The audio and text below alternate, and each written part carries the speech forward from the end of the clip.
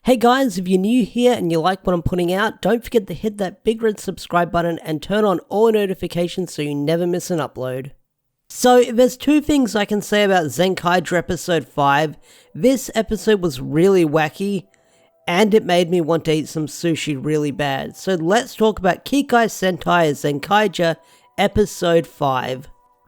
So, this episode picks up where we last left off, where Kaito learns the reveal of his parents being somewhere in the base, or we knew that they were in the base because Vroom never saw their face. Apparently, he heard their names, but he didn't hear their voices or see them, I believe, so he just knows those two names of Kaito's parents were in the base, so that gives us a lead to where Kaito's parents might be.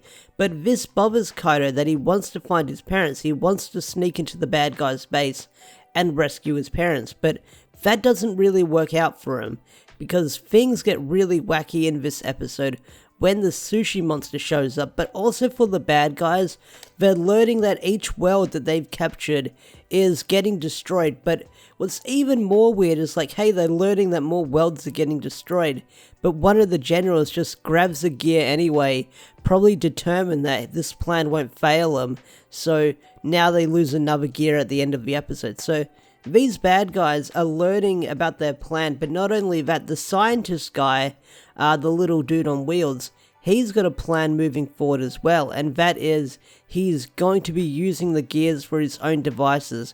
What that is, I can kind of guess from what we've seen with the scans so far, but I'm guessing that he's planning something with the character that will be appearing next week that we saw in the preview that we know nothing about. But yeah, the bad guys are up to something, the scientist guy is up to something, and he's planning. So let's talk about the sushi monster, the monster of the week. This guy is really freaking wacky. Like, he's a sushi monster, he makes people get stuck to things, which props to those extras who were just doing wacky poses all over the place, pretending they were stuck to things, because there's like one dude who's on the back of a moped, and he's like leaning back on the chair. Like, that must have been really uncomfortable, unless like that was one of those actors who are really flexible, or they got like a really good stunt double for like their distance shots. Like, props to that actor for like the pose he was in during those scenes. That was crazy. So Kaito fights the sushi monster because he's determined to get taken to his parents and find out where they are, but that doesn't really work out for him because he's really reckless in the fight, and he gets caught and stuck to a bench with Jurin, and that leaves the other Kikinoids that we know in the show to figure out a plan to try and save them. But while Kaito is stuck to the bench, he comes to the realization that he was too reckless in this fight and he should have been focused on saving other people and figuring out about information on his parents later. But Jurin says, don't put yourself down, it's only natural you care about your parents and you want to find information about them. But Kaito's like, no, I should be focused on saving everyone, not just my parents. So I really do like that character development that Kaito has, where he has the realization that he wants to be someone that can save everyone, as well as his parents. So I do like that character development, that moment that Kaito had when he was stuck to the bench with Jurin. I really do like that. So it's some really good character development for Kaito moving forward, knowing what his goals are, which I did kind of predict last week, saying Kaito's goals will probably be finding out information on his parents or trying to rescue them from the bad guys. So let's talk about Gowon's plan, because Gowon's plan is pretty wacky, and that is making a bunch of sushi rice that they're going to fan out and lure the bad guy out into battle. So yeah, it's pretty wacky of the plan that he's got created so far, because they lure out the bad guy, they get into a fight with the bad guy, but not only that, the general shows up, like the general that we saw in episode 1, I believe, he shows up, and apparently he's a force to be reckoned with, but he's a very laid-back general and only fights when he needs to, so he's one of those kind of guys. So I do wonder how much of a threat this guy is moving forward. So I guess we'll find out in a couple of episodes, but hey, we'll see what happens. So the sushi guy fights the three Kikinoids. Things aren't looking good for him, but meanwhile, Jurin and Kaito, you have a crazy plan. So Kaito uses the Q Ranger gear, the lucky gear, And this is where things get really wacky. Like, I was kind of laughing to myself at how wacky this was getting, especially when they explain the scenario. So, Kaido uses the Q Ranger gear, the lucky gear, and Kaido's like, things are about to get lucky. And you don't really see what happens until he explains what happens when they land on the bad guy falling out of the sky on the bench. And that is...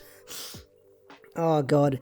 So, the lucky gear, the Q Ranger lucky gear, it basically makes their bench roll to the side of the road. They land on the back of a truck.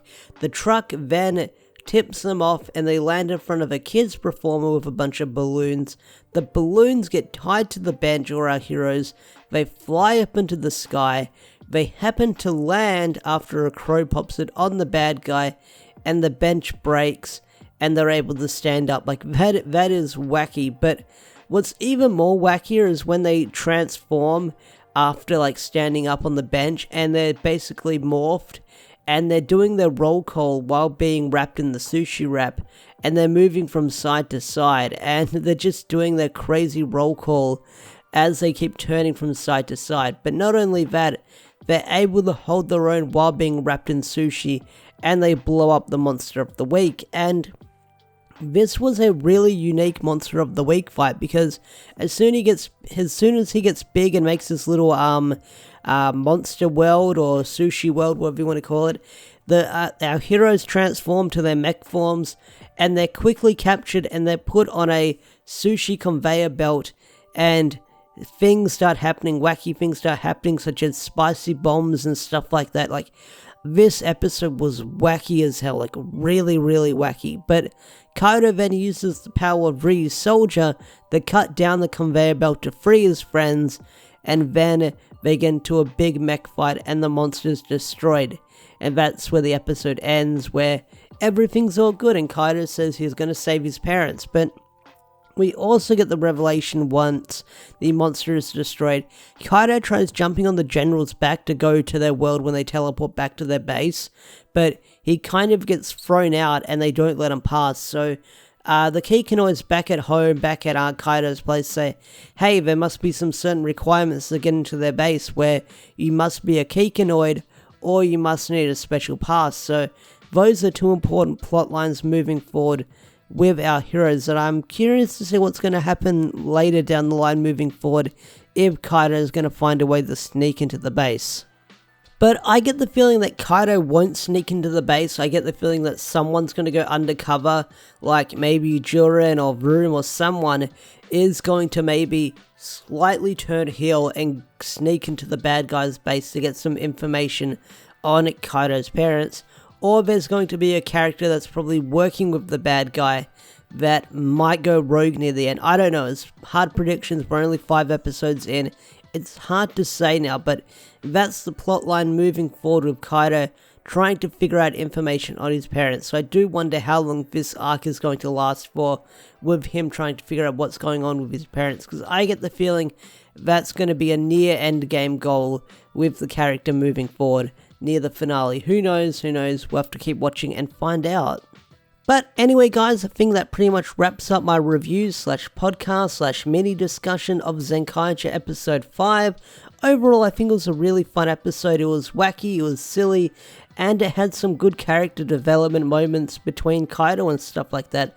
Plus the villains are doing stuff in the background, that's always fun. But yeah, I enjoyed it quite a fair bit, and I'm excited to see where the series is going to go next. With that said, I think I'm going to wrap this video up now. If you enjoyed this video, hit that like button, subscribe to the channel if you're new, and don't forget to turn on notifications so you never miss an upload. Special thanks to all the members such as Swagger4. If you want to get your name shouted out at the end of a video like Swagger4 over here, become a Zord tier member or higher. Or if you hit the join button on the channel, you can have your names in the credits of every video I post moving forward, as long as you're a member. With that said, I'm going to wrap this video up now. Thanks for watching, have a wonderful day, and peace out. Bye!